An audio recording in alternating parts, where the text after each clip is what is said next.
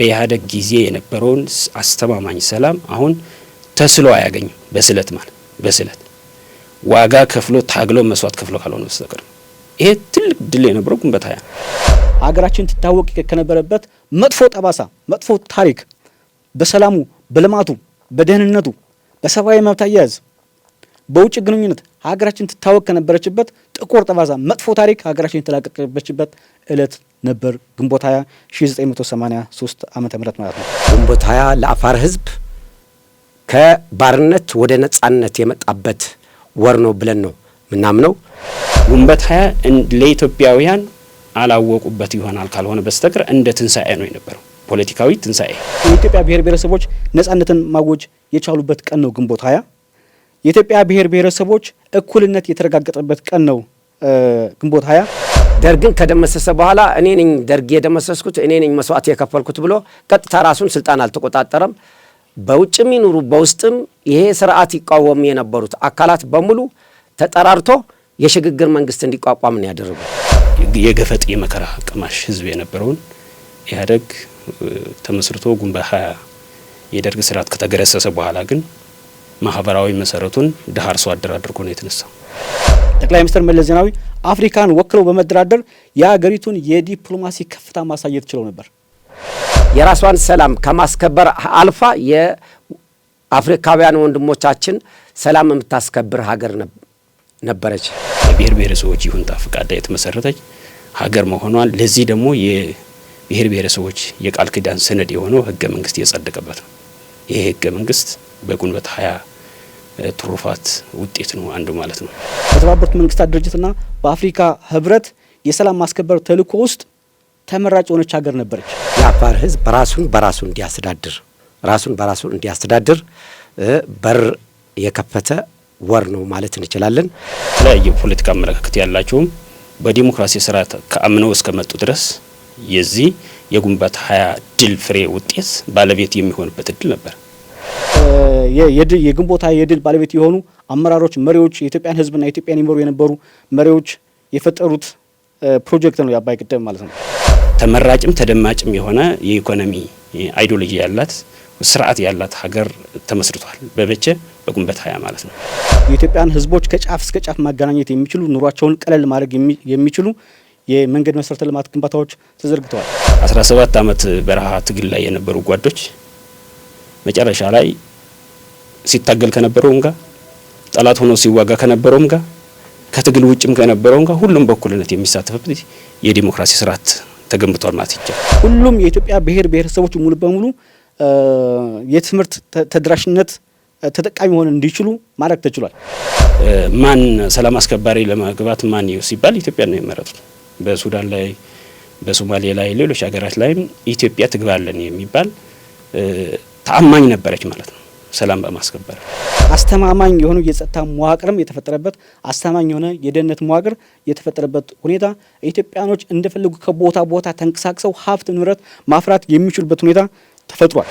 ግንቦት 20 እንዲሁ ዝም ብለን እንደ ሌሎች 20 ቀናት አድርገን የምናልፈው አይደለም። ምናልባትም ወደፊት የኢትዮጵያ ሕዝብ ሁሉም ተረድቶት ልክ እንደ አድዋ ድል የሚቆጥረው ድል ነው ብዬ አምናለሁ። ኢትዮጵያ በዓለም አቀፍ መድረክ ያላት ዲፕሎማሲያዊ ተጽዕኖ በከፍተኛ ሁኔታ ማድረግ እንዲችል ማድረግ ተችሏል። ሀገራችን ውስጥ ከፍተኛ የሆነ የፖለቲካ የስበት ማዕከልም እንድትሆን ትኩረትንም እንድትስብ ማድረግ ተችሎ ነበር። ኢትዮጵያ ማለት ድህነትና ወይም የሚለውን ታሪክ እየቀየረች ነው። በግንቦት 20 ነው የተቀየረው። ይሄ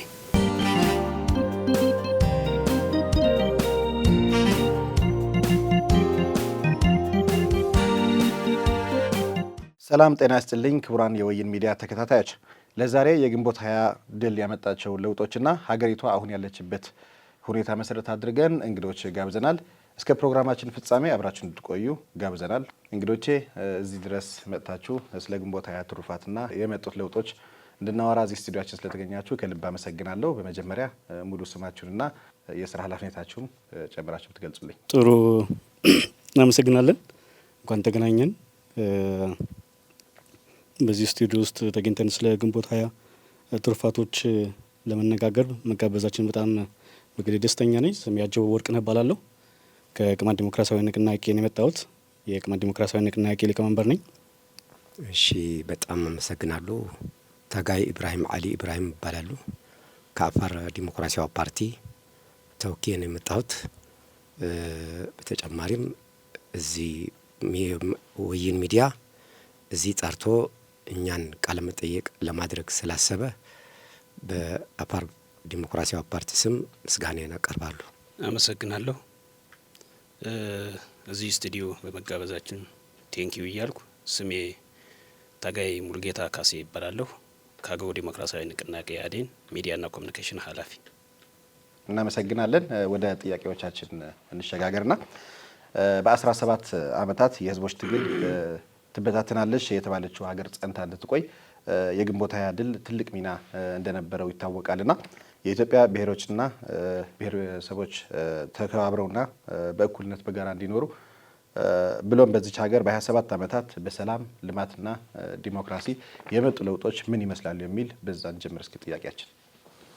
እንግዲህ ሁላችንም እንደምናውቀው በአምባገነኑ የደርግ ስርዓት ጊዜ ሀገራችን የነበረችበት ነባራዊ ሁኔታ ሁላችንም የምናስታውሰው ነው።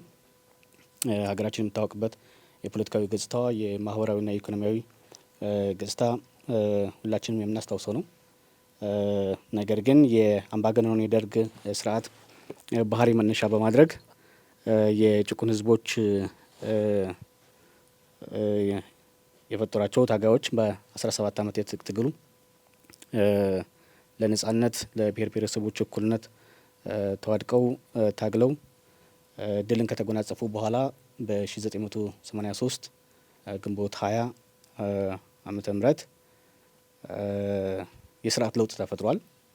በዚህም በሀገራችን ውስጥ ሁለንተናዊ የመዋቅርና የስር ነቀል የሆኑ ሰፊ ለውጦች ተመዝግበዋል።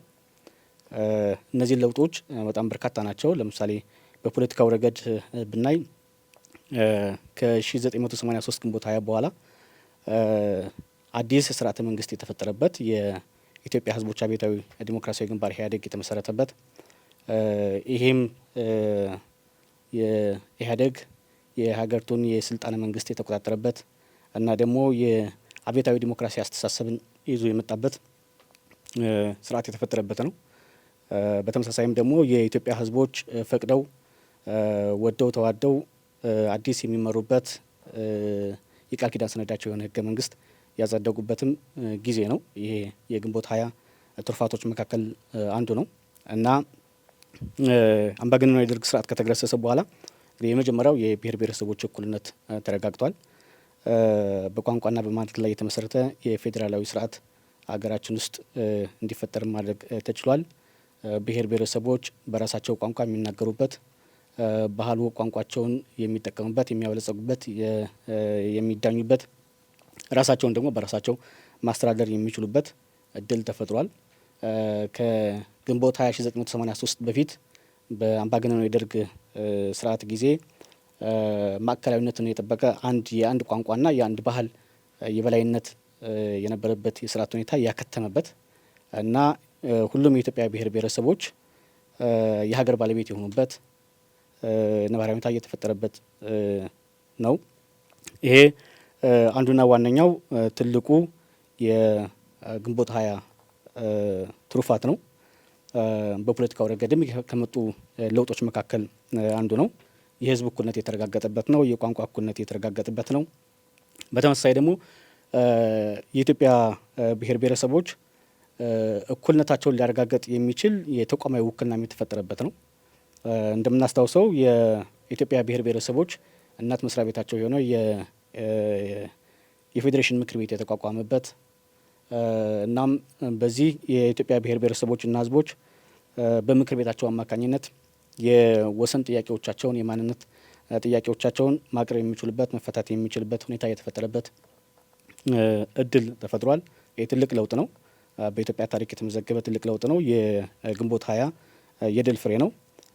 ከዚህም በተጨማሪም ደግሞ የኢትዮጵያ ብሔር ብሔረሰቦች የእኩልነታቸው መታሰቢያ ሊሆን የሚችል ዓመታዊ ክብረ በዓልም የተወሰነበት ነው። ህዳር 29 የምናስታውስ ነው። ህዳር 29 ሁሉም የኢትዮጵያ ብሔር ብሔረሰቦች ከሀገሪቱ ከሁሉም ጫፎች ተሰባስበው በአንድ መድረክ ላይ ተገናኝተው የባህል ልዩነታቸው፣ የቋንቋ ልዩነታቸው፣ የማንነት ልዩነታቸውም ሳይገድባቸው ህብረ ብሔራዊ በሆነ ቀለም ራሳቸውን ሲገልጹ በአደባባይም በድፍረትም ራሳቸውን ሲያሳዩ የተመለከትንበት ነው። ይሄ ትልቅ ድል ነው። ይሄ ትልቅ ለውጥ ነው። ግንቦት 20 ከፈጠራቸው ለውጦች መካከል አንዱ ነው። ከዚህ ጋር በተያያዘ በግንቦት 20 የድል ውጤትን መነሻ በማድረግ የተፈጠረው አዲሱ የአብዮታዊ ዲሞክራሲ አስተሳሰብ ባለቤት የሆነው ገዢው መንግስትም የኢህአዴግ መንግስትም እንደምናውቀው የኢትዮጵያ ብሔር ብሔረሰቦችን የማንነት ልዩነታቸውን፣ የባህል እና የቋንቋ ልዩነታቸውን ወደ መልካም እድልን በመጠቀም የጥንካሬ ምንጭም በመጠቀም ጠላትንም ድል ማድረግ የቻለበት ሁኔታም ተፈጥሯል። የምናስታውሰው ነው። እንደሚታወቀው የግንቦት 20 ድል ማግስት የተፈጠረው የኢትዮጵያ አዲሱ የመንግስት ስርዓት ኢህአዴግ ከ1983 ግንቦት 20 በኋላ በመሰረታዊነት ጠላቴ ድህነት ነው ብሎ አውጆ ነው የተነሳው። ሁላችን የምናስታውሰው ነው። ጠላትን ኢትዮጵያ ውስጥ ድል ማድረግ መቻል አለብኝ ብሎ ነው የተነሳው።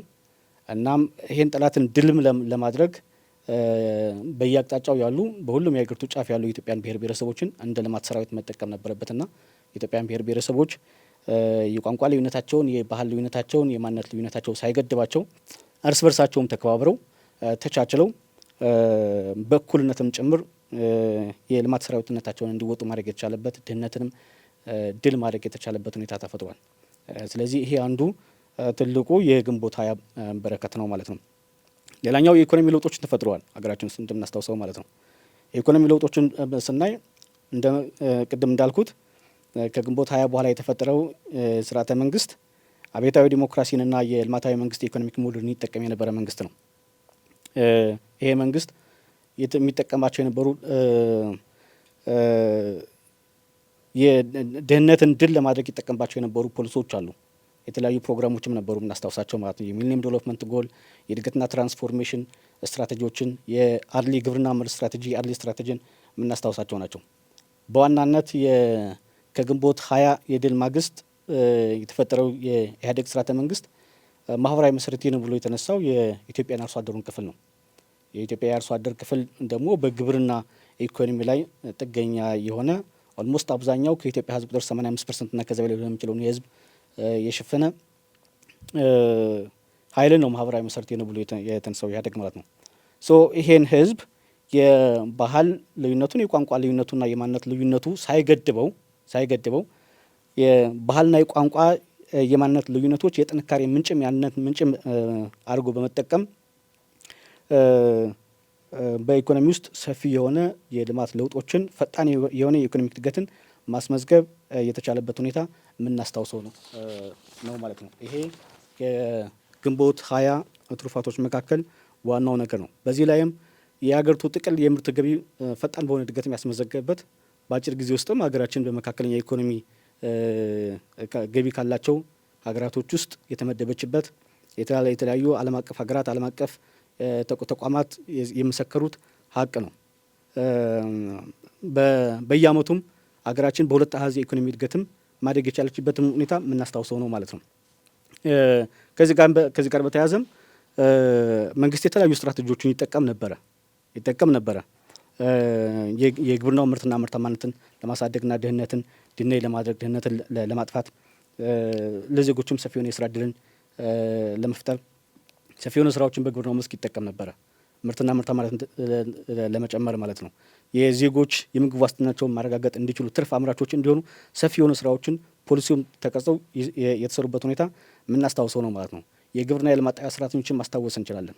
በሀገሪቱ ውስጥ በጣም ሰፊ ቁጥር ያለው የግብርና ልማት ሰራተኞችን በማሰማራት የግብርና ግብአቶችን በማቅረብ ፈርቲላይዘሮችን በማቅረብ ምርጥ ዘሮችን በማቅረብ ሰፊ የሆነ ስራዎች የተሰራበት፣ ምርትና ምርታማነትም በስፋት የተረጋገጠበት፣ እንደ ቡና፣ ሰሊጥና የአበባ ምርቶችን በስፋት በማምረት ለዓለም ገበያ ማቅረብ የተቻለበት፣ በውድድ ማርኬት ላይ መሳተፍ የቻልንበት፣ የውጭ ምንዛሬ እጥረትን መቅረፍ የተቻለበትን ሁኔታ ማስታወስ እንችላለን።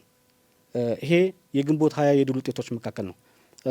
ከዛ በፊት ከግንቦት 20 1983 ዓ.ም በፊት የነበረው የኢትዮጵያኖችን የኢኮኖሚ ላይፍ የምናስታውሰው ነው። ፐርካፒታ ኢንካምን የምናስታውሰው ነው። ሀገራችን እና ህዝቦቿ የምግብ ዋስትናቸውን ማረጋገጥ የማይችሉበት ሁኔታ ነው የነበረው። ከዛ ባንዴ ተስፈንጥሮ ማደግ የቻለበት መውጣት የቻለበት ድህነትን ማስወገድ የቻለበት አንዱ ውጤት የተመዘገበበት ነው የግንቦት 20 ማለት ነው። ከዚህ ጋር በተያያዘም የምግብ ዋስትናቸውን ማረጋገጥ የማይችሉ በድርቅ በብዛት የሚጠቁ የሀገራችን ክፍሎችንም የሴፍትኔት ፕሮግራም ጭምር በመፍጠር መደበኛ በሆነ አይነትና ዘላቂ በሆነ አይነት አግባብ እርዳታዎችንም ጭምር በማቅረብ ዘላቂ የሆነ የስራ እድልም ጭምርም በመፍጠር የዜጎችን ኑሮ ለማሻሻል ሰፊ የሆነ ስራዎችን የተሰሩበት ሁኔታ እናስታውሳለን ማለት ነው። የዜጎቻችን የነፍስ ወከፍ ገቢ በእጥፍ ማደግ የቻለበት ፐር ካፒታል ኢንካም ማደግ የቻለበት ሁኔታ ማስታወስ እንችላለን ማለት ነው። ይህ የግንቦት 20 ከፈጠራቸው ለውጦች መካከል አንዱ ነው። የመሰረተ ልማት ግንባታዎችን ማስታወስ እንችላለን። እንግዲህ ከግንቦት 20 1983 በኋላ የተፈጠረው የመንግስት ኃይል ኢህአዴግ የምንለው መንግስት ኃይል የኢትዮጵያ ህዝቦች አብዮታዊ ዲሞክራሲያዊ ግንባር ማለት ነው። የመሰረተ ልማት ግንባታን የኢኮኖሚ እድገት ዋና መሪ ማዕከል አድርጎ ነበር ይቆጥረው የነበረው ስራበት የነበረው ማለት ነው። በዚህም አግባብ ሰፊ የሆነ የመሰረተ ልማት ግንባታዎች ተሰርተዋል። ለምሳሌ የመንገድ መረቦችን ማስታወስ እንችላለን። በሀገራችን ውስጥ ታይቶ በማይታወቅ አይነት መንገድ ከዛ በፊት የነበሩ መንግስታቶችም ኢንቨስት አድርገው በማያውቁበት አይነት መንገድ የኢትዮጵያን ህዝቦች ከጫፍ እስከ ጫፍ ማገናኘት የሚችሉ ኑሯቸውን ቀለል ማድረግ የሚችሉ የመንገድ መሰረተ ልማት ግንባታዎች ተዘርግተዋል። ሀገራቶችን ከሀገራቶች ጋር ማገናኘት በአራቱም አቅጣጫ በሰሜን፣ በደቡብ፣ በምዕራብ እና በምስራቅ ያሉ አጎራባች ሀገራቶችን ማገናኘት የሚችል የሃይዌይ መንገዶችም ጭምር የተሰሩበት ነው። ሀገር አቋራጭ መንገዶች፣ ክልሎችን ከክልሎች ማገናኘት የሚችሉ መንገዶች፣ ዞኖችን ከወረዳዎች ማገናኘት የሚችሉ ቀበሌዎችን ከወረዳዎች ከዋና ከተማዎች ጋር ማገናኘት የሚችሉ ሰፊ የሆኑ የመንገድ መሰረተ ልማቶች የተሰሩበት ጊዜ ነው። ይሄ የግንቦት 20 ከፈጠራቸው የልማት ውጤቶች መካከል ትልቁ ነው።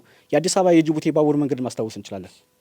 ይሄም አንዱ በልማት ውስጥ ከተመዘገቡ ለውጦች መካከል ነው። የአዲስ አበባ ቀላል የባቡር መንገዶችን ማስታወስ እንችላለን ማለት ነው።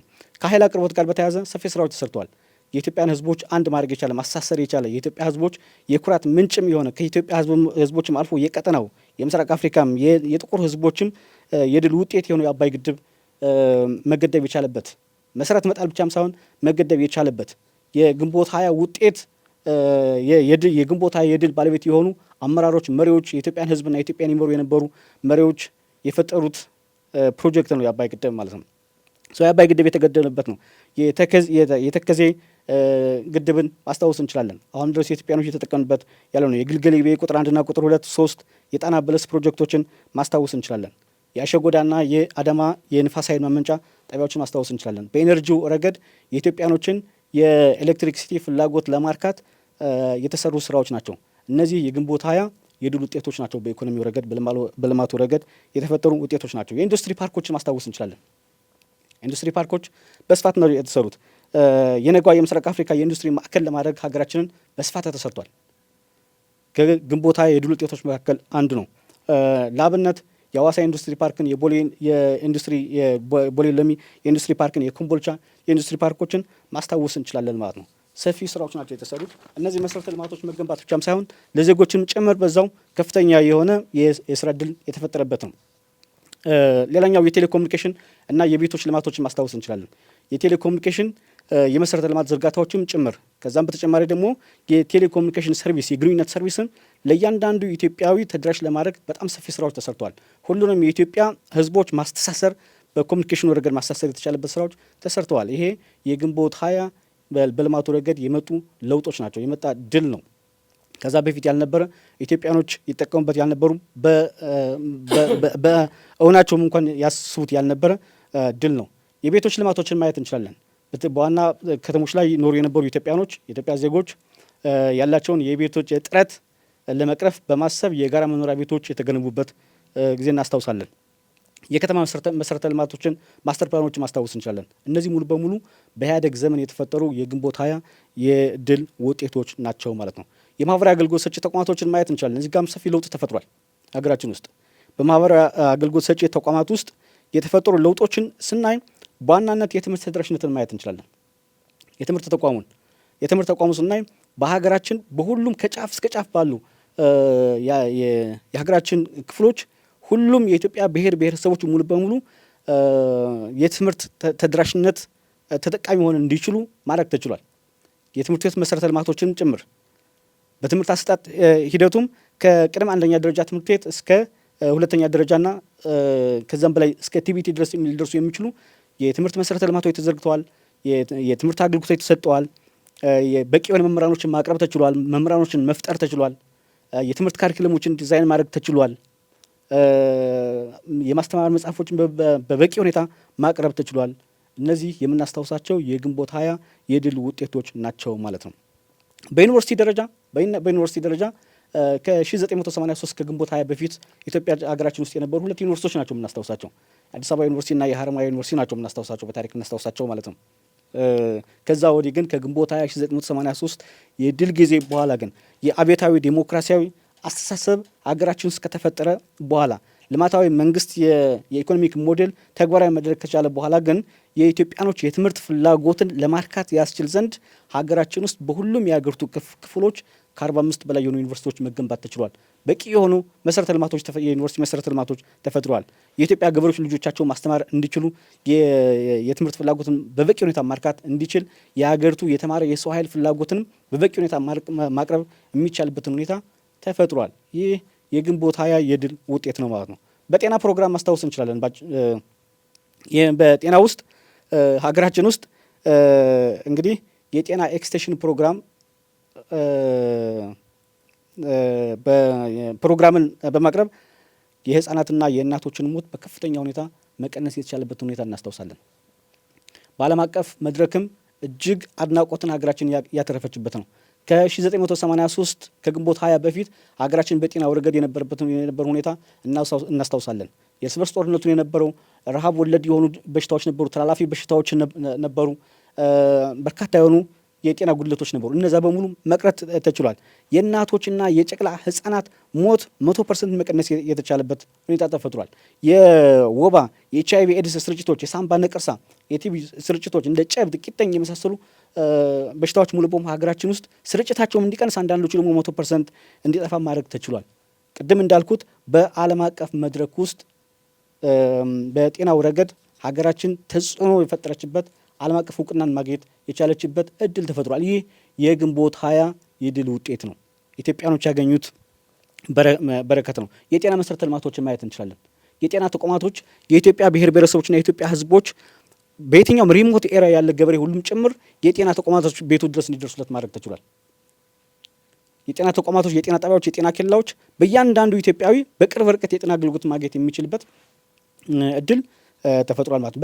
በስራ እድል ፈጠራውም ቢሆን በጤና መስኩ ለኢትዮጵያኖች ሰፊ የሆነ የስራ እድልም የተፈጠረበት ሁኔታ ማየት እንችላለን። ድህነት ቅነሳ ላይ እንየው። ድህነት ቅነሳ ስናየው 100% ከ1983 ከግንቦት 20 በፊት የነበረው የኢትዮጵያ የኢኮኖሚ እድገት የዜጎች የነፍስ ወከፍ ገቢ ምርትና ምርታማነት የምግብ ዋስትናን ከማረጋገጥ አንጻር 100% ራዲካል ቼንጅ የተፈጠረበት ሁኔታ ማስታወስ እንችላለን ማለት ነው። በሰላምና ጸጥታው እንሂድ። በሰላምና ጸጥታው ረገድ ስንሄድ ኢትዮጵያ ከ1983 ከግንቦት 20 በፊት እንግዲህ በእርስ በርስ ጦርነት ውስጥ ነው የምትታወቀው። በቀይ ሽብርና በነጭ ሽብር ነው የምትታወቀው። ያን ሙሉ በሙሉ ማስቀረት የቻለበት ኢትዮጵያኖች በሰላም ወጥተው በሰላም መግባት የሚችሉበት አስተማማኝ የሆነ የጸጥታ መዋቅርም የተፈጠረበት አስተማማኝ የሆነ የደህንነት መዋቅር የተፈጠረበት ሁኔታ ኢትዮጵያኖች እንደፈለጉ ከቦታ ቦታ ተንቀሳቅሰው ሀብት ንብረት ማፍራት የሚችሉበት ሁኔታ ተፈጥሯል። የብሔራዊ ደህንነት ተቋማትና የስለላ መዋቅሮችን ማየት እንችላለን። እዚህ ውስጥ የመንግስት የደህንነት መዋቅሩ እጅግ የላቀ የማስፈጸም አቅም እንዲኖረው ማድረግ ተችሏል።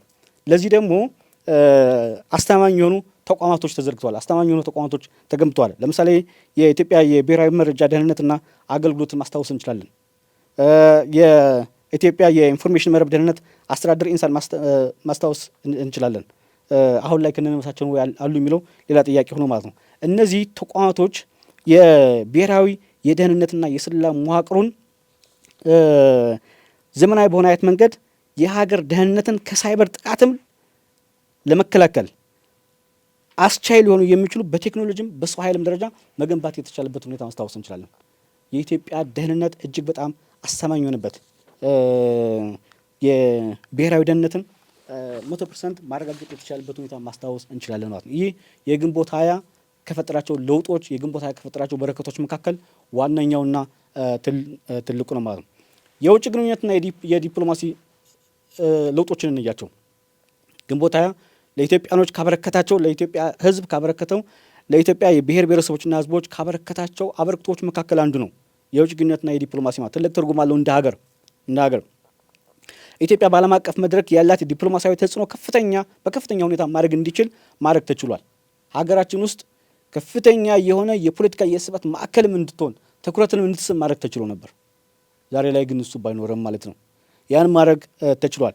የቀጠናው የሰላም ማስከበር ምሰሶ ሆና ነበር ሀገራችን ኢትዮጵያ። ሁላችንም የምናስታውሰው ሀቅ ነው። ያየነው የኖርነው ሀቅ ነው። የምስራቅ አፍሪካ የቀጠናው የሰላም ምሰሶ መሆን ትችላ ነበር። በኢጋድ ውስጥ ተጽዕኖ ፈጣሪ አገር ነበረች ሀገራችን ኢትዮጵያ። ይህ የግንቦት ሃያ የድል ውጤት ነው። በሶማሊያ፣ በደቡብ ሱዳን፣ በሰሜን ሱዳን፣ በላይቤሪያ የሰላም በተባበሩት መንግስታት ድርጅትና በአፍሪካ ህብረት የሰላም ማስከበር ተልእኮ ውስጥ ተመራጭ የሆነች ሀገር ነበረች። ከበቂ በላይ የሆነ ሰራዊትን ወታደርን ስታዋጣ የነበረች ሀገር ነበረች ሀገራችን ኢትዮጵያ። እምነት የሚጣልባት ሀገር ነበረች ሀገራችን ኢትዮጵያ። የጎረቤት ሀገሮች የራሷን የውስጥ ሰላም ቀርቶ የጎረቤት ሀገሮቿን ሰላም አስተማማኝ በሆነ አይነት መንገድ የምታረጋግጥ የምትደግፍ ሀገር ነበረች። የጎረቤት ሀገራቶችን ጸረ ሽብርተኝነትና ጸረ ሽብርተኝነት በመዋጋት ረገድ አመርቂ የሆነ ስራዎችን እየሰራች ሀገር ነበረች ሀገራችን ኢትዮጵያ። ከምዕራብ አውሮፓ ሀገራቶች ጋር በተለይ ደግሞ ከአሜሪካንም ጨምሮ ስልታዊ የሆነ አጋርነትን የፈጠረችበት ሽብርተኝነትና የሽብርተኝነት በመዋጋት ረገድ ስልታዊ የሆነ አጋርነትን የፈጠረችበት ነባራዊ ሁኔታ ነበር ሀገራችን። የሀገር ኩራት የሆኑ በርካታ የሆኑ ለውጦች ተመዝግበዋል በግንቦት ሃያ ማለት ነው። ከቻይና ጋር የነበረን ቁርኝት ማስታወስ እንችላለን። ቀላል ትርጉም የሚሰጠው አይደለም። የግንቦት ሃያ በረከቶች ጋር መካከል አንዱ የሚታይ ነገር ነው። ከቻይና ጋር የነበሩ የዲፕሎማሲያዊ ግንኙነቶች መነሻ በማድረግ ሀገራችን ውስጥ የነበረውን የኢኮኖሚ መሰረተ ልማት ፍላጎት፣ የማህበራዊ አገልግሎት ሰጪ ተቋማቶችን ፍላጎት ለማርካት ያስችል ዘንድ የቴክኖሎጂ ሽግግሮችን ወደ ሀገራችን ውስጥ ሳፕላይ ለማድረግ ኢንፍሎ ለማድረግ በርካታ የሆኑ የመሰረተ ልማት ግንባታዎችም እንዲከናወኑ ትልቅ እድል የፈጠረበት ሁኔታ ነበር። የቴክኖሎጂ ሽግግሮች ነበሩ፣ የእውቀት ሽግግሮች ነበሩ። እነዚህ ተሰርተዋል ማለት ነው። ሀገራችን ኢትዮጵያ የአፍሪካ ድምፅ ነበረች። ሀገራችን ኢትዮጵያ የአፍሪካ ድምፅ ነበረች። በዓለም አቀፍ የአየር ንብረት ድርድርና በኢኮኖሚ መድረኮች የተከበሩ የቀድሞ ጠቅላይ ሚኒስትራችን በሰማይ ነፍሳቸውን ይማሩና ጠቅላይ ሚኒስትር መለስ ዜናዊ አፍሪካን ወክለው በመደራደር የሀገሪቱን የዲፕሎማሲ ከፍታ ማሳየት ችለው ነበር። ይሄ የግንቦት ሃያ ትሩፋቶች መካከል አንዱ ነው። ሀገራችን ኢትዮጵያ ለአፍሪካ ኩራት ነበረች። በዲፕሎማሲው ረገድ አፍሪካን ወክለን ድምፅ እንሆን ነበር በጠንካራ መሪዎቻችን አማካኝነት ማለት ነው። በአጠቃላይ ግንቦት 20 1983 ዓ.ም የደርግ ወታደራዊ አገዛዝ ወድቆ ኢህአዴግ አዲስ አበባን የተቆጣጠረበት ቀን ነው። ከወታደራዊ አምባገነንነት ነጻ የወጣንበት፣ ከጨቋኝ ስርዓት ነጻ የወጣንበት፣ ከቀይ ሽብር የተራቀቅንበት፣ ሀገራችን ነጻነትን የኢትዮጵያ ብሔር ብሔረሰቦች ነጻነትን ማወጅ የቻሉበት ቀን ነው ግንቦት 20። የኢትዮጵያ ብሔር ብሔረሰቦች እኩልነት የተረጋገጠበት ቀን ነው ግንቦት 20። ለዘመናት በኢትዮጵያ ብሔር ብሔረሰቦች ላይ ተጭኖ የቆየውን የአንድ ቋንቋና የአንድ ባህል የበላይነት የተወገደበት፣ የኢትዮጵያ ብሔር ብሔረሰቦች በማንነታቸው ሳይሸማቀቁ ሳያፍሩ እኩል ሆኖ በአደባባይ የወጡበት ቀን ነው ግንቦት 20። የኢትዮጵያ ብሔር ብሔረሰቦች ቋንቋቸው እኩል በመድረክ በአደባባይ ላይ የወጣበት ቀን ነው ግንቦት 20። የኢትዮጵያ ብሔር ብሔረሰቦች ነጻነታቸውን ያወጁበት የብርሃን ተስፋ ያዩበት ቀን ነው ግንቦት 20። ህገ መንግስታዊ የዜጎች ህገ መንግስታዊና ሰብአዊ መብት እንዲከበር ህገ መንግስታዊ እውቅና የተሰጠበት ቀን ነው ግንቦት 20 ማለት ነው። የልማትና የሰላም ምዕራፍም የተጀመረበት ቀን ነው። የሰላምና ምዕራፍ ሀ ተብሎ የተጀመረበት ቀን ነው ግንቦት 20 ማለት ነው። የሀገራችን ገጽታ ሙሉ በሙሉ የተቀየረበት ቀን ነው። ሀገራችን ትታወቅ ከነበረበት መጥፎ ጠባሳ፣ መጥፎ ታሪክ በሰላሙ፣ በልማቱ፣ በደህንነቱ፣ በሰብአዊ መብት አያያዝ፣ በውጭ ግንኙነት ሀገራችን ትታወቅ ከነበረችበት ጥቁር ጠባሳ፣ መጥፎ ታሪክ ሀገራችን የተላቀቀችበት እለት ነበር ግንቦት 20 1983 ዓመተ ምህረት ማለት ነው። ኢትዮጵያ በኢትዮጵያውያን የኢትዮጵያ ዜጎች የኢትዮጵያ ብሔር ብሔረሰቦችና ህዝቦች በሀገራቸው መኩራት የጀመሩበት ቀን ነው ግንቦት 20። በሀገራቸው መኩራት የጀመሩበት የሀገራቸው ባለቤት መሆን የጀመሩበት ቀን ነው ግንቦት 20። ለኢትዮጵያ ብሔር ብሔረሰቦች ተስፋ የታየበት አንገታቸውን ከማቀርቀር ቀና ያደረጉበት ቀን ነው ግንቦት 20 ማለት ነው። እነዚህ ሙሉ በሙሉ የግንቦት 20 ከፈጠራቸው በረከቶች መካከል ናቸው፣ የተፈጠሩ ለውጦችም ጭምር ናቸው ለማለት ነው። ወደ ታጋይ ኢብራሂም እንሂድና አጀበው ቀደም እየገለጸው የነበረው በ17 ዓመት የህዝቦች ትግል ሀገሪቷ ትበታተናለች ተብሎ በሚጠበቅበት ጊዜ ግን ሰላም ልማትና ዲሞክራሲ ያመጣ ነው የግንቦት 20 ድልና ከዚህ አንጻር የመጡ ለውጦች እንዴት ትገልጸዋለህ የሚል ታጋይ ኢብራሂም እድሉን ልስጥ።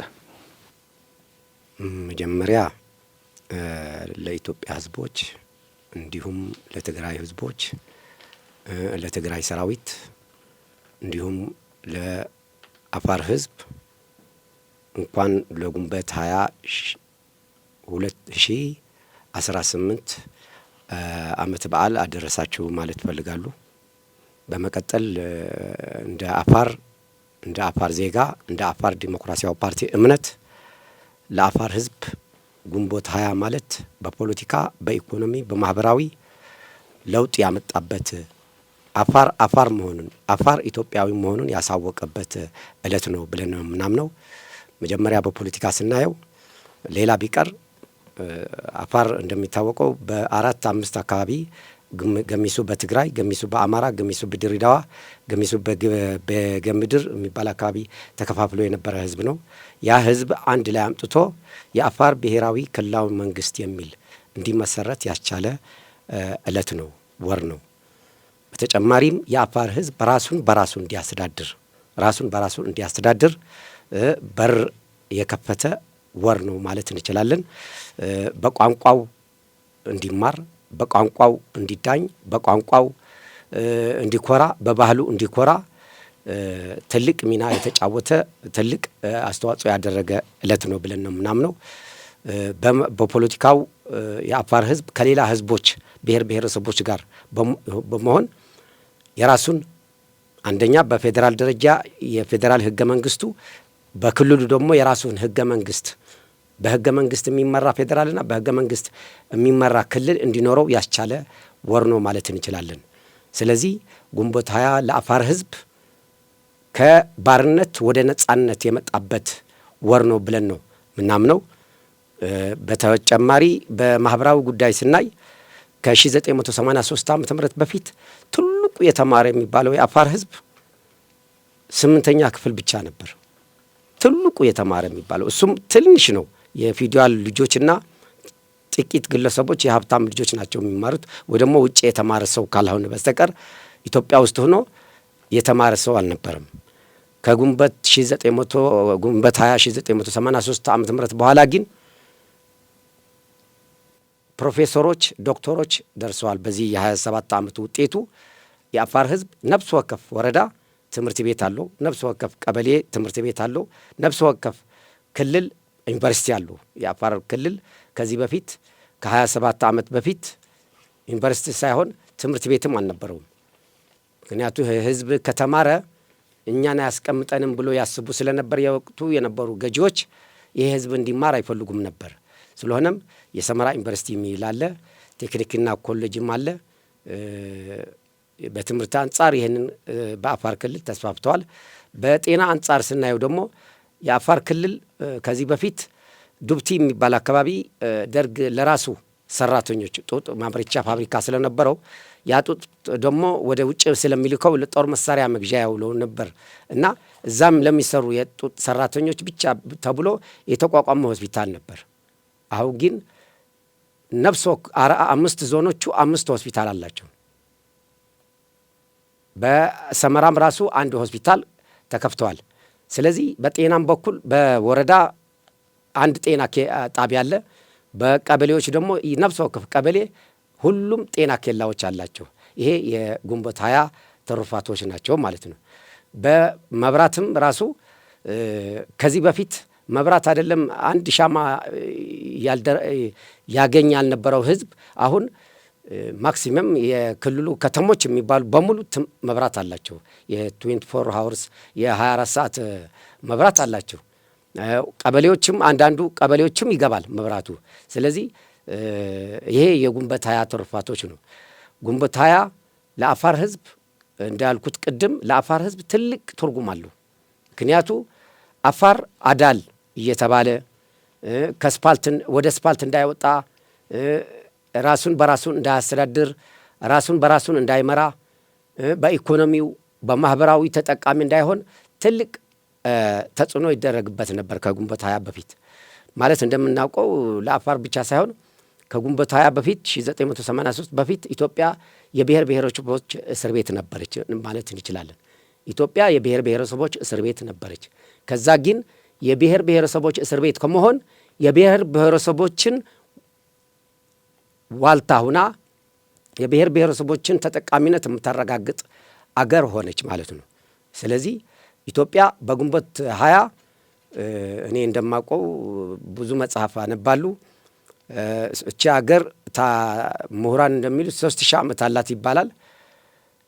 ኢትዮጵያ 3000 ዓመት ከሰራችውና ወደግ መጥቶ ከ1983 ግንቦት 20 በኋላ የተሰራው ብናመዛዝን በ27 ዓመት ውስጥ የተሰራው ይበልጣል ከ3000 ዓመት በፊት ከተሰራው። ምክንያቱ ቅድም ወንድሜ እንዳለው አዲስ አበባ ዩኒቨርሲቲና የተወሰኑ ሁለት ዩኒቨርሲቲዎች ነበሩ። ኢህአዴግ ከመጣ በኋላ ግን ነፍስ ወከፍ ክልሎች እያንዳንዳቸው ዩኒቨርሲቲ ያላቸው ቢያንስ፣ በጎን ደግሞ ይሄ በመንግስት የተከፈተ ነው። በጎን ደግሞ የግል ዩኒቨርሲቲዎችም አሉ፣ የግል ኮሌጆችም አሉ። ስለዚህ ይሄ ሁሉ የኢህአዴግ የግንቦት 20 ትሩፋቶች ውጤቶች ናቸው። በሰላም አንጻር ስናየው፣ ሰላምና ጸጥታ አንጻር ስናየው ኢትዮጵያ ከዛ በፊት ብዙ ተንታኞች ምሁራኖች ኢህአዴግ ከመግባቱ በፊት ታገር ትፈርሳለች ተብሎ ነበር። ኢህአዴግ ሲቆጣጠራት እንደታሰበው ግን አልሆነም። በፈጣን በብልሃት በጥበብ እችን አገር እንድትረጋጋ በአስቸኳይ ሁሉንም አቀፍ እንዲያም በጣም ኢህአዴግ የሚመሰገንበት ደርግን ከደመሰሰ በኋላ እኔ ነኝ ደርግ የደመሰስኩት እኔ ነኝ መስዋዕት የከፈልኩት ብሎ ቀጥታ ራሱን ስልጣን አልተቆጣጠረም። በውጭም ይኑሩ በውስጥም ይሄ ስርዓት ይቃወሙ የነበሩት አካላት በሙሉ ተጠራርቶ የሽግግር መንግስት እንዲቋቋም ነው ያደረገው። እኔ ነኝ የተታገልኩት፣ እኔ ነኝ የሞትኩት፣ እኔ ነኝ የተሰዋሁትና እኔ ስልጣን ልያዝ አላለም። በሽግግር መንግስት ሁሉም ፓርቲዎች ሁሉም ተቃዋሚ የነበሩ በውጭ የሚኖሩ የነበሩት ሰው ፓርቲዎች ተጠርቶ የሽግግር መንግስት እንዲቋቋም ተደርጎ ከሽግግር መንግስት በኋላ ደግሞ ያው እንደምናውቀው 1987 ዓመተ ምህረት ህገ መንግስት ጠርቆ ምርጫ ተደርጎ ፌዴራላዊ ስርዓት እንዲመሰረት ያስቻለ ስርዓት ነው። ስለዚህ ጸጥታ የራሷን ጸጥታ አስከብራ የውጭ ሀገር የአፍሪካውያን ወንድሞቻችን ሰላም የምታስከብር ሀገር ናት እስከመሆን ደርሳለች ኢትዮጵያ። ምክንያቱ እንደምናውቀው በሶማሊያ፣ በሱዳን፣ በሩዋንዳ በተለያዩ የአፍሪካ ሀገሮች የራሷን ሰላም አስጠብቃ እቺ አገር ሰላማን አስጠብቃ ለሌላ አፍሪካውያንም በእኩል ታስተናግዳለች፣ በእኩል ጸጥታቸውን ታስከብራለች ተብላ ተመርጣ የራሷን ሰላም ከማስከበር አልፋ የአፍሪካውያን ወንድሞቻችን ሰላም የምታስከብር ሀገር ነበረች። በ27 ዓመት በ27 ዓመት ሰዎች ህዝቦች እንደፈለጉት ወጥቶ እንደፈለጉት ተንቀሳቅሶ በሚፈልጉበት ሰዓት በሰላም የሚገቡበት ወቅት ነበር 27 ዓመት። እንዳሁኑ አይደለም። 27 ዓመቱ ህዝቦች የራሳቸውን ሰላም የራሳቸው መሆን አውቆ ፖሊስ ሳይሆን መከላከያ ሳይፈልጉ የራሳቸውን ሰላም የሚጠብቁበት ጊዜ ነበር 27 ዓመት። ስለዚህ 27 ዓመት ወንድሜ እንዳለው ከውጭ ግንኙነት አንጻርም በቃ ሰጥቶ በመቀበል መርህ የተመሰረተ የውጭ ግንኙነት ፖሊሲ የነበራት አገር ናት። አሜሪካም ከምዕራባውያንም ከቻይናም ከቱርክም በነበራት ሰጥቶ መቀበል መርህ መሰረት ትልቅ ፋይዳ ያለው ስራዎች ትሰራ ነበር በውጭ ግንኙነቷ።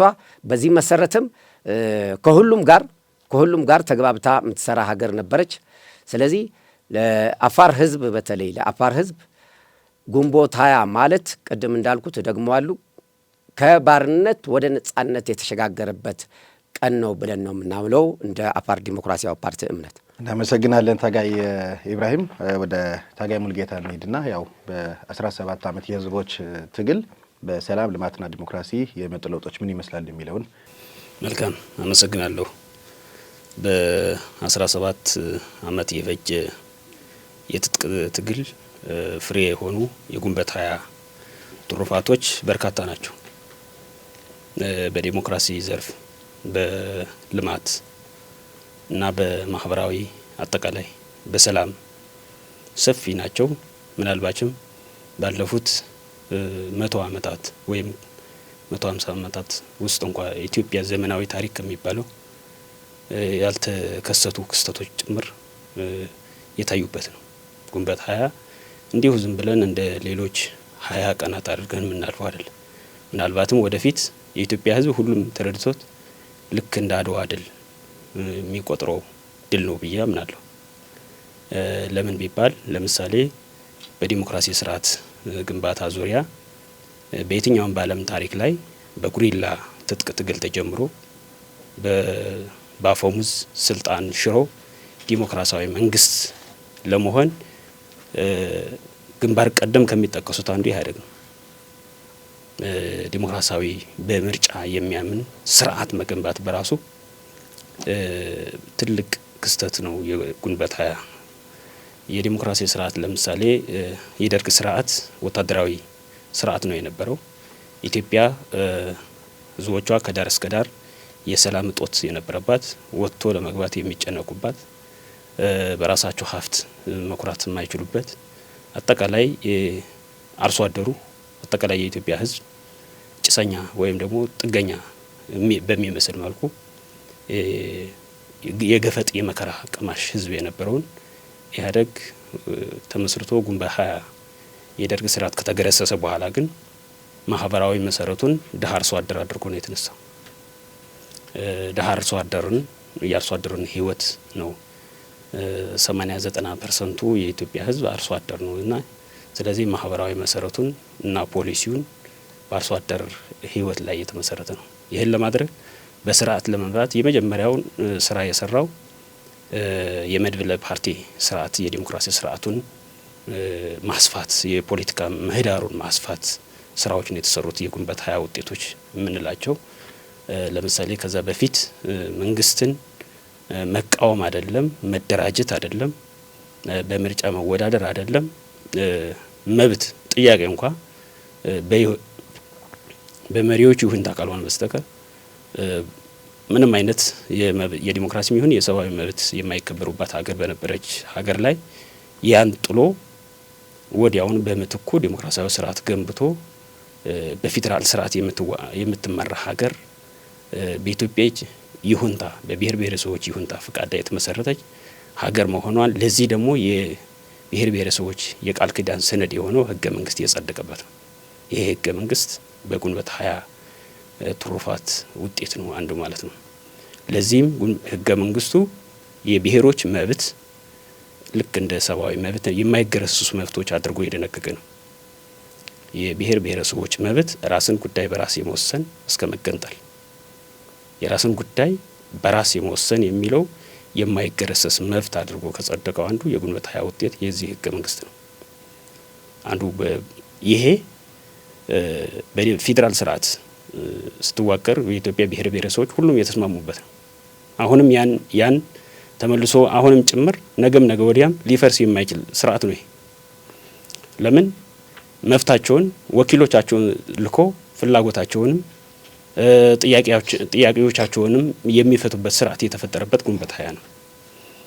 ግንቦት 20 በዲሞክራሲ ስርዓት ካያናቸው እንግዲህ የመጀመሪያ ደረጃ በህገ መንግስት የምትመራ ሀገር ህገ መንግስቱ የክልልና የፌዴራል ብሎ ለይቶ የስልጣን ገደቦችን በህገ መንግስቱ ላይ በግልጽ ተቀምጦ የክልል መንግስትና የፌዴራል መንግስት በሚል የሁለቱ ግንኙነትና የሁለቱ ኃላፊነቶችም ጭምር በግልጽ የተቀመጡበት ስርዓት የተገመጠ በግንቦት 20 ውጤት ነው። ይሄን ካለ በኋላ የዛ የፈረሰው የወታደራዊ የደርግ ስርዓት ከፈረሰ በኋላ የስርዓቱ ሰለባ የነበሩ የተለያየ ፖለቲካ አመለካከት ያላቸውም በዲሞክራሲ ስርዓት ከአምነው እስከመጡ ድረስ የዚህ የግንቦት 20 ድል ፍሬ ውጤት ባለቤት የሚሆንበት እድል ነበር። በየትኛውም ዓለም ላይ ምርኮኛን ማርኮ ጄኔራል አድርጎ ፖለቲካ መሪ አድርጎ ሚኒስቴር አድርጎ የሾመ ታሪክ የለም። ይሄ ግንቦት 20 ውጤት ነው። ኢትዮጵያ የሀገር መከላከያ ሰራዊት ፈርሶ እንደገና ሲቋቋም በጠላት ሆኖ ሲዋጋ የነበረ በደርግ በኩል የነበረው ጀነራሎችና ኮሎኔሎች እና በየደረጃው ያሉ የሰራዊት አባላት የግንቦት 20 ድል ፍሬ ባለቤት ሆኖ ነው የተደራጁት። በፖለቲካው ክንፍም በተመሳሳይ የቻሉት በኢህአዴግ ስርዓት ውስጥ ታቅፎ ያልቻሉት ደግሞ ተቃዋሚ ፓርቲ ሆኖ አገር ላይ ልማት ላይ ሰላም ላይ አብሮን የሚሰሩበት የፖለቲካ ምህዳር የተፈጠረው ይሄ የዲሞክራሲ ስርዓት ውጤት ነው የግንቦት 20 ማለት ነው። ስለዚህ ግንቦት 20 በዲሞክራሲ አይን ካየነው የደርግ ስርዓት ባለቤት የነበሩት ጭምር ግንቦት 20 ድል ፍሬዎችን ባለቤት ሆኖ እንደገና የዛ ምዕራፍ የዚህ የሰላም የዲሞክራሲ የልማት ተቋዳሽ የሚሆኑበት ለዚህም እስከ ኢህአዴግ እስከሚፈርስ ድረስም በከፍተኛ ስልጣን ላይ በከፍተኛ ኃላፊነት ላይ የተቀመጡበት ነው። ስለዚህ 17 ዓመት በረሃ ትግል ላይ የነበሩ ጓዶች መጨረሻ ላይ ሲታገል ከነበረውም ጋር ጠላት ሆኖ ሲዋጋ ከነበረውም ጋር ከትግል ውጭም ከነበረውም ጋር ሁሉም በእኩልነት የሚሳተፍበት የዲሞክራሲ ስርዓት ተገንብቷል ማለት ይቻላል። ይሄ ትልቅ ምዕራፍ ነው ለኢትዮጵያ ትልቅ ወደፊት ሊሻር የማይችል ትልቅ የታሪክ መሰረት ጥሎ ያለፈ ታሪክ ነው። ወደ ልማት ካሄድን ለምሳሌ ኢትዮጵያ ላይ በማህበራዊ ዘርፍ በኢኮኖሚ አጠቃላይ ምጣኔ ሀብታዊ ስርዓቱን ሙሉ ለሙሉ የቀየረበት ነው። ይህን የኢኮኖሚ ስርዓት የነጻ ገበያ ስርዓትን ነው ይፋ ያወጀው ኢህአዴግ ወይም ደግሞ ግንቦት 20 ከድል ማግስት የኢትዮጵያ መከተል ያለበት የኢኮኖሚ ስርዓት የነጻ ገበያ ስርዓት ነው የሚል ነው። የነጻ ገበያ ስርዓት ደግሞ የመንግስት ጣልቃ ገብነት ባለው ምክንያቱም ድሃ አርሶ አደር ይዘህ ድሃ ህዝብ ይዘህ ከፍሎ ሊታከም የማይችል ምንም የገቢ ምንጭ የሌለህ ማህበረሰብ ይዘህ እንደገናም መንገድ በአህያና በበቅሎ ኋላ ቀር ሆኖ የትራንስፖርት አገልግሎት ያለ ምንም አይነት መሰረተ ልማት በሌለበት ማህበረሰብ ላይ የውድድር ገበያ ሊሰራ ስለማይችል እነዚህ ሊደጉም የሚችል ስርዓት ነው ኢኮኖሚ። ስለዚህ ልማታዊ መንግስት የሚል ስያሜ ሰጥቶ ውድድሩ እየሰፋ ባለሀብቱ እየፈጠረ ህዝቡ እየነቃ ኢኮኖሚው እየተነቃቃ ሲሄድ መንግስት ጣልቃ ገብነትን ወደ ኋላ የሚሸሽበት ስርዓት በጣም ደከም ያለው ላይ ደግሞ መንግስት የሚደጉምበት ስርዓት ፈጥሮ ነው ሲታገል የነበረውና ይህን ካሰፈነ በርካታ ለውጦችን ማየት ተችሏል። ለምሳሌ በደርግ ጊዜ የነበረው የኮሙኒዝም የሶሻሊዝም ስርዓት ውስጥ ከፍተኛ የሆነ የሀብት ገደብ ነበረ፣ የስራ እድል ገደብ ነበረ፣ የኢኮኖሚ ላይ ሞቢላይዝ ለማድረግ እንቅስቃሴ ለማድረግ ብዙ ገደቦች ነበሩ። እነዚህም በሙሉ የኢኮኖሚ ስርዓቱን በሙሉ ቀይሮት ነጻ ገበያ ስርዓት ነው የፈጠረው። ነጻ ገበያ ስርዓትን ተፈጥሮ ደግሞ በርካታ ባለሀብቶች ተፈጥረዋል ማለት ነው። እነዚህ በርካታ ባለሀብቶች ደግሞ ለዜጎች ከፍተኛ የሆነ የስራ እድል እንዲፈጥሩ ትልቅ መነቃቃትን ፈጥሯል። ለዚህም በኢኮኖሚ በዓለም መድረክ ላይ ተደማጭነቱን አድርጓል። በዓለም የኢኮኖሚ ፎረም ላይ የኢትዮጵያን ሀሳብ የምትጠይቅበት ኢኮኖሚ ስርዓት በተለይ የሊበራሊዝም ስርዓት ለድሃ ሀገራት ምን ያህል ጉዳት እንደሚያደርስ በተለይ ደግሞ ለአፍሪካ የሚለውን ኢትዮጵያ አፍሪካን ወክላ የምትከራከርበትን የኢኮኖሚ መርህ መሰረት አድርጋ የምትከራከርበት ተመራጭም ተደማጭም የሆነ የኢኮኖሚ አይዲዮሎጂ ያላት ስርዓት ያላት ሀገር ተመስርቷል። በግንቦት 20 ማለት ነው። ይህን ካል እንግዲህ በሰላም ዙሪያ ብንሄድ በርካታ ትሩፋቶች በርካታ አስተማማኝ ሰላም አስከባሪነት ኢትዮጵያ ትምጣለን የሚባልበት ነበር። ለምሳሌ የዳርፉር ጦርነትን መጥቀስ እንችላለን። ሱዳን፣ ደቡብ ሱዳንና ሰሜን ሱዳን መካከል ማን ሰላም አስከባሪ ለመግባት ማን ይው ሲባል ኢትዮጵያ ነው የመረጡት። በሱዳን ላይ በሶማሌ ላይ ሌሎች ሀገራት ላይም ኢትዮጵያ ትግባለን የሚባል ተአማኝ ነበረች ማለት ነው ሰላም በማስከበር። ሌላም በተመሳሳይ የጸረ ሽብር ስርዓቱም ዓለም አቀፍ የሆኑ ህጎችን ተንተርሳ ብሔራዊ ደህንነት ብሔራዊ ህልውናዋንም የዜጎችን መብት የዜጎችን ዲሞክራሲያዊ ሰራዊ መብትን ሰላምን በማያወክ መልኩ ጠንካራ የሆነ የሰላም መሰረት ጥላ የሰላም ተቋማት ወይም የሰላም ዘብ የሆኑት ከመከላከያ ጀምሮ ፌዴራል ፖሊስ ጀምሮ የብሔራዊ ደህንነት ጀምሮ እነዚህን በብቃት የመራች የሰላም ተምሳሌትም እንድትባል ያደረገ ክስተት የተፈጠረው በዚህ ከግንቦት 20 በኋላ ነው ማለት ነው። ለምሳሌ የኢትዮጵያ አገር ውስጥ ያለው ሰላም አስተማማኝ ነው የነበረው። ማንም ሰው አይክድምና በአሁን ሰዓት የተለያየ አሰላለፍ ላይ የተለያየ የግጭት ላይ የተለያየ የፖለቲካ እምነት ላይ ሊኖር ይችላል። በኢህአዴግ ጊዜ የነበረውን አስተማማኝ ሰላም አሁን ተስሎ አያገኝም። በስለት ዋጋ ከፍሎ ታግሎ መስዋዕት ከፍሎ ካልሆነ በስተቀር ይሄ ትልቅ ድል የነበረው ግንቦት 20 ነው። ግንቦት 20 እንዲያውም ቅድም እንዳልኩት ለሰላም ያለው አስተማማኝ የደርግ ስርዓት ባለስልጣን ነበረ ሳይባል የደርግ ታጣቂ ነበረ ሳይባል ወይም ኢህአዴግ የትኛውንም የፖለቲካ አመለካከት የመያዝ መብት ያለው በህገ መንግስት የጸደቀ መብት የተከበረለት ዲሞክራሲያዊ ጅምር ምዕራፍ ተከፍቶ ሁሉም የየራሱን አስተዋጽኦ የሚያበረክትባት አስተማማኝ በዚህ ዙሪያ ላይ አስተማማኝ ሰላም እየተፈጠረባት አገር ነበረች። ስለዚህ በሰላም ዙሪያ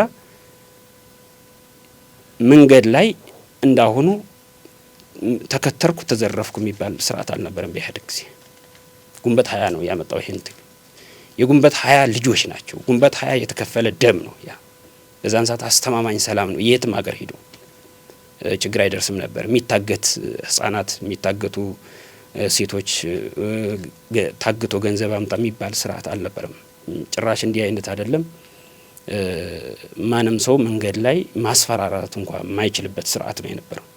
አስፈራራ ተብሎ በህግ ቁጥጥር ስር የሚደርስበት ጠንካራ የሆነ የህግ መዋቅር የሰንሰለቱ የሰላም አስከባሪ መዋቅር የነበረበት ነው። ስለዚህ ኢትዮጵያ ጠቅለል ባለመልኩ በግንቦት 20 ኢትዮጵያ በዲክሽነሪ በዓለም በእንግሊዝኛ መዝገብ ቃላት ውስጥ ኢትዮጵያ ማለት ድህነትና ወይም የሚለውን ታሪክ እየቀየረች ነው። በግንቦት 20 ነው የተቀየረው። ይሄ ኢትዮጵያ ማለት ረሃብ፣ ችግር፣ ድህነት፣ መከራ የሚባለውን በሙሉ ታሪክ ቀይሮ ኢትዮጵያ የሰላም መንገዶች ላይ አብራ የምትመክርበት፣ የኢኮኖሚ አማራጮች ላይ አብራ የምትከራከርበት፣ ሀሳቧንም የምታቀርብበት አገር ሆና ነበር ማለት ነው። በዲፕሎማሲም ተቀባይነቷ ከፍ ብሎ በርካታ ሀገራት የኢትዮጵያ ጎን ሆኖ በስልታዊም ይሁን ስትራቴጂካዊ ግንኙነት የሚፈጥሩበት እድል ነው የነበረው እና አጠቃላይ ግንቦት 20 በኢትዮጵያ ታሪክ ውስጥ ከረጅም ዘመናት አንድ ጊዜ እንደ አጋጣሚ እንደ ወርቃማ እድልም ሊቆጠር የሚችለው በግንቦት 20 የተከሰቱ ክስተቶች ምናልባት እነዛን ደግሞ ለማምጣት ሌላ የትግል ምዕራፍ ሊያስፈልግ ካልሆነ በስተቀር አሁን እነሱ በሙሉ ሁሉም የኢትዮጵያ ብሔር ብሔረሰቦች በቁጭት የሚያዩት ነው፣ የሚዘክሩት፣ የሚያስታውሱት ነው የሚሆነው ብዬ አምናለሁ። አይኖር ግን ጥቅል በግንቦት 20 ኢትዮጵያ ለጥቁሮች ታላቅ በተጋድሎ በጦርነት በውጊያ ምናምን ብቻ ሳይሆን በልማትም ምን ያህል ዓለምን የሚያስደምሙ በርካታ የኢኮኖሚ አማራጮችን የፖሊሲ ፕሮግራሞችን አውጥታ መተግበር እንደምትችል በምግብ ዋስትናና በኢኮኖሚም በጸጥታውም ራሷን እንደምትችል ያሳየበት ምዕራፍ ነው ማለት ይቻላል። ለምሳሌ የግንቦት 20ን መካድ ማንኛውም ሰው ግንቦት 20 ይጠቅመንም ብሎ ሊክድ እንኳ አይችልም። አባይን ሊክድ አይችልም። አባይ ግድብን ተከዜ ግድብን መካድ አይችልም። ግልገል ግቤን መካድ አይችልም። መንገዶችን፣ ባቡር መንገዶችን፣ አስፋልቶችን መካድ አይችልም። ዩኒቨርሲቲዎችን መካድ አይችልም። አሁን ኢትዮጵያ ውስጥ ዩኒቨርሲቲዎች ምን ደረጃ ላይ ያሉ የኢትዮጵያ ሕዝብ ይመለከታል። ይሄን መታዘብ ይችላል ማንም ሰውና አጠቃላይ የኢትዮጵያ ግንቦት 20 ለኢትዮጵያውያን አላወቁበት ይሆናል ካልሆነ በስተቀር እንደ ትንሳኤ ነው የነበረው። ፖለቲካዊ ትንሳኤ ማለት ብሎ መግለጽ ይቻላል። አመሰግናለሁ።